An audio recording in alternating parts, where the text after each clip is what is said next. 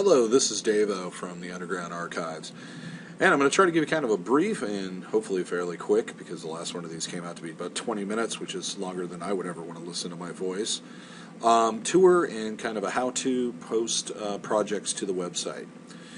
The biggest thing, and the thing that took a long time to evolve, is a basic structure of the website, and a lot of people seem fairly confused by it. The thing is that you have to kind of look at the website as a encyclopedia or a volume of books, and that's what the archives are. And each one of these, if you go up to the top, is one individual book in that archives. So, for example, Iowa, when we click on that, opens up the Iowa archive or Iowa book, and then below that we have another regional setting. And eventually we'll probably have additional regions as the site expands. So what we're going to do for today is we're going to kind of go through posting, let's say, an imaginary band named Test Pattern that was formed in Des Moines, Iowa in the 1980s. So we've already chose the Iowa Underground Archives, which is the state that this fictitious band was located in. So the next thing we want to do is hit Central Iowa, because it's in Des Moines, so it's in Central Iowa. What that'll do is it opens another page, which is your basic timeline index. You kind of have to look at this as like chapters or sub-chapters. Like there's the book, which is the archives, Iowa Archives. There's the or the chapters, which is Central Iowa, Eastern Iowa, and Western Iowa. And then there's the sub-chapters, which is, the individual, the time period it was that the band was formed. In this case, we're going to go with the 80s, 1980 to 1989. When you click on it, it opens another page, which is going to list every band that's in the archive that's from Iowa, Central Iowa, and was formed in the 1980s. Some great bands in here, by the way. When you go to the bottom of any of these index pages, you're going to find this thing. And what is the drop-down box that says Add a Child page? And when you click on the arrow, it opens up this list of different content types that can be added. For example, you can add a business, important event, media listing, or in this case, a band. So we're going to click on band.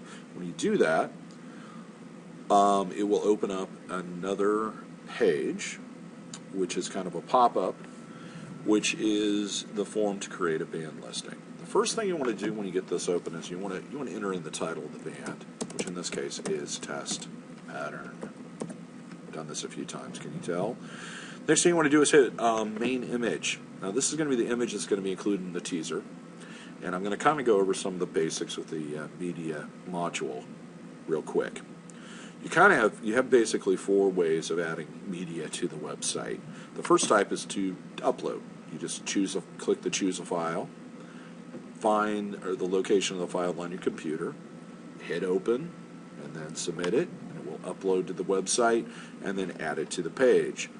The other options are to do web, which is basically to embed from another location or another website by entering the URL or web address in here, and then clicking submit. URL's basically the same, or remote URL's basically the same. Library is a little different. Basically, the library is going to give you a big long list of every single image or media file that's been uploaded onto the website. It's kind of handy when you're doing multiple pages on kind of the same area, or you're going to be using a photo over and over again. It isn't really handy when you're trying to find a photo from 2 or 3 weeks ago, because it's just one big long extreme list. And if you looked around the website, there's quite a few on there, quite a few images. For this one, we're going to use this great picture of Dave from my birthday party in 2003. I love that photo. It's like, ooh, beard. Anyway, the next thing would be the overview. That's going to be basically just a basic introduction, kind of the who, what, where, when, how. You want to kind of write something that kind of draws attention to the listing, so that people will go, oh wow, I need to check that out, and click on the rest of the story. Should probably talk a little bit about this toolbar at the top. There's some basic, run-of-the-mill type of buttons up here that are on pretty much every website, on the internet. Your basic text altering ones, like bold, index, that type of thing. There's a couple ones here that might be new to people. The first one would be this one, which I, for the life of me, don't know what that's supposed to be. It looks kind of like a globe with like an Xbox controller. When you click on that, it opens up a dialog where you can enter a URL. You can enter a target if you want to anchor text, if you know what that is. Or you can enter internal links, and I'm going to go into that in a second. That one you'll probably use quite a bit. Also, there's, you can embed Flash, you can embed iframes, and one of my favorites right here, because my spelling's terrible, is the enable SCAYT. And what this will do is it will tell you when you misspell things as it goes along by underlining them with a fuzzy red thing, just like most of the Google Chrome browsers do today. And then you can right-click on it, and it'll try to spell something for you. You can also use the other spelling option, but this one, you finish editing, then you figure it out. Anyway, so the overview should be kind of covered that. Location should be where the band was formed. In this case, Des Moines, Iowa. History should be just a basic history of where, when, what, where, how, kind of more expanded of the overview. Try to be as interesting as possible. Members. This is where you want to add the members so that they can be linked to the contributor pages. And the reason why is because if they're not, you won't know where to find them.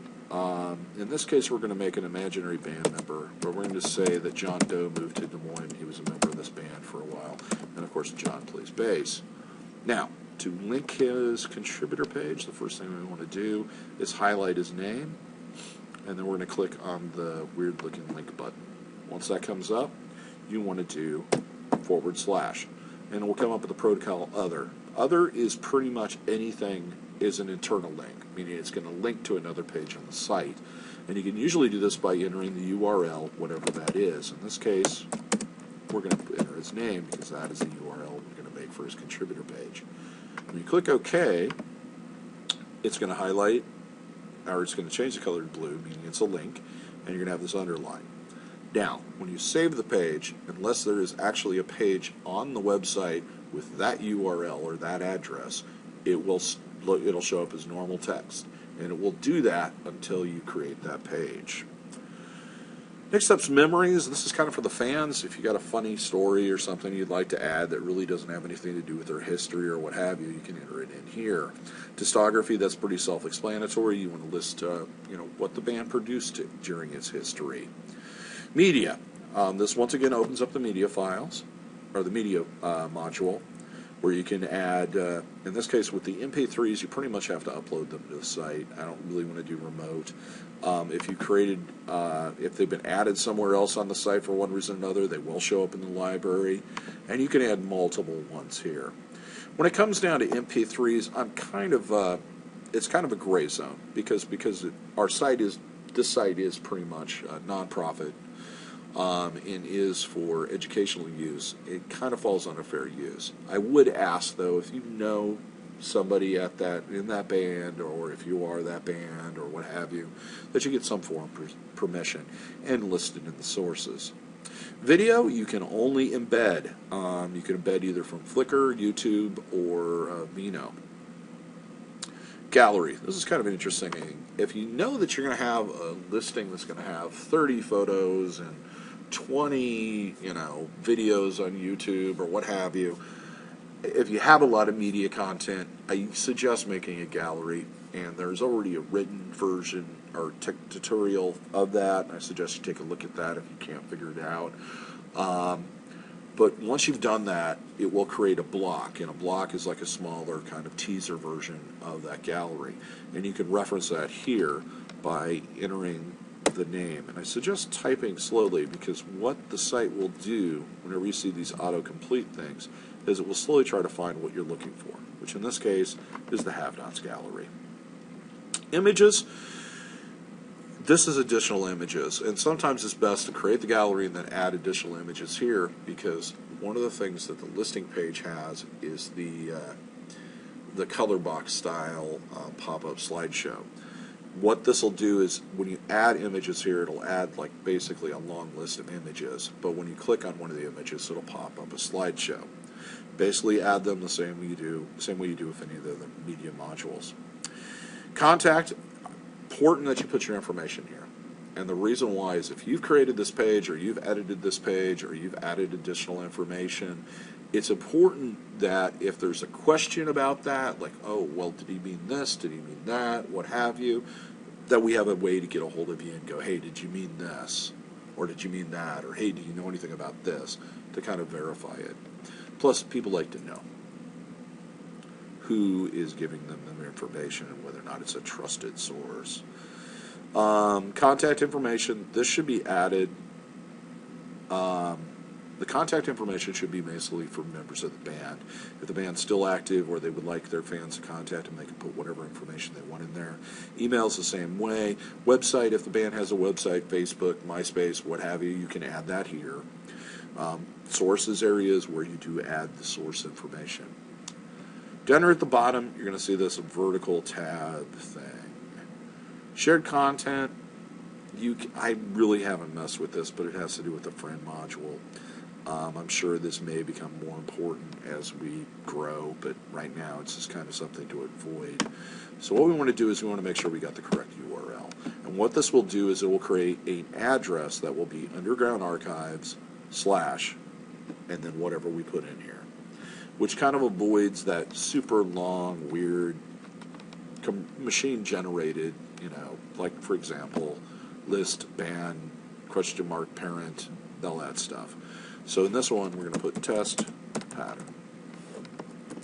And it's also important because when you link to other things, it's nice to have it here so that you can, that it's a readable and rememberable thing. It makes linking a lot easier just to put in a name opposed to some big long thing. Book outline is not really important if you navigated to adding it through going through the various different sections.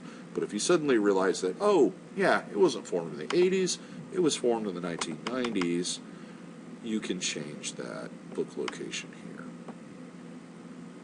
So that kind of comes in handy. Wait, don't mess with it. Publishing options, I really suggest you don't use the sticky at top, but it will publish the front page. If you are doing this and you're not completely done, you could click off the publish, which means it will go into the system and be saved, but it won't be published. Anyway, you hit save and then you're done.